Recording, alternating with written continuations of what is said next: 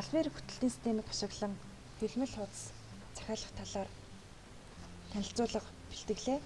Байгууллагын бичиг хэрэг хариуцдаг албан хаагч систем дээр байгууллага бичиг хэрэг гэсэн үүргийн тохиргоог хийсэн байна. Дэлгэцний зүүн хэсэгт байрлах цэснээс хөлмөл хуудас гэсэн хэсгийг сонгон орно. Ангисны дараа дэлгэцний баруун дэд болонд байрлах шинээр нэмэх гэсэн товчон дээр дарж орно.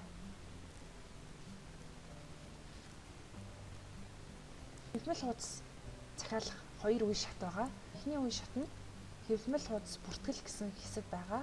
За эндээс захиалах албан бичгийн төрлөө сонгоно. Одоогоор дагаж мөрдөж байгаа нийт 29 нэр төрлийн баримт бичгийг оруулсан байгаа. Би жишээ олгоод тушаалын хөлмөл хуудас захиалъя.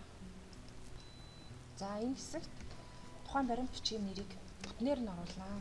За ингээд хадгалах товч дарнаа. Багийн хуудсанд миний захиалах өгсөн хэсэг энд харагдаж байна. Тушаал захиалсан. Өнөөдөр 3 сарын 29-ний өдөр.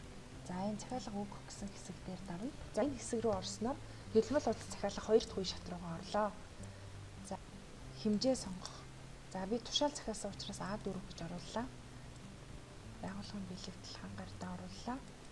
Хөх өнгөтэй. Энд та захиалах тоон ширхгээ оруулж өгөх хэрэгтэй. За би 100 ширхэг гэж оруулъя. За энэ хэсгүүдэд байгууллага автоматар тохиргоо хийх учраас та бүтлэх шаардлагагүй. Файл оруулах гэдэг хэсэгт шинээр үүсгэн байгуулагдсан байгууллага байвал улсын бүртгэлийн гэрчилгээгээ сканертаж файлаар явуулна. Мөн байгууллагын нэршил буюу статус өөрчлөгдсөн бол энэ тухайн холбогдох тогтоол тушаал шийдвэрийг файлаар оруулж өгнө. Жишээ олгоод файл орууллаа. За ингээд захиалга өгөх гэсэн хэсэг дээр дарснаар таны захиалга нийслэлийн архивын газарт илгээгдэнэ.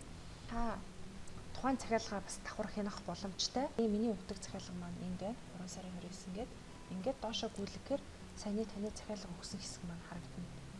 За энэ захиалгын давтагдчихгүй дугаар, огноо, нэр, за тоош ширхэг болон захиалгын төлөв харагдана.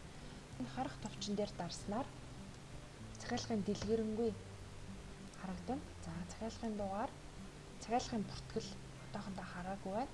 За илгээгдсэн байна. За энэ дээр захиалгын төлөв гэсэн хэсэгт мөн зөвшөөрсөн, илгээгдсэн, татгалцсан гэв энэ төлөвүүд бас танд харагдана. За захиалга хянсан ажилтан бас давхар харагддаг. За энэ дээр үзээгүй учраас харагдахгүй байна. Хөлмөл хуудас захиалах талаар илүү дэлгэрэнгүй мэдээлэлтэй танилцахыг хүсвэл гарын авлага болон хөлмөл хуудас гэсэн хэсгээр зочлоорой. Энд бидний бэлтгэсэн 9 хуудас бүхий гарын авлага байгаа. Гарал тавьсан явдал баярлалаа.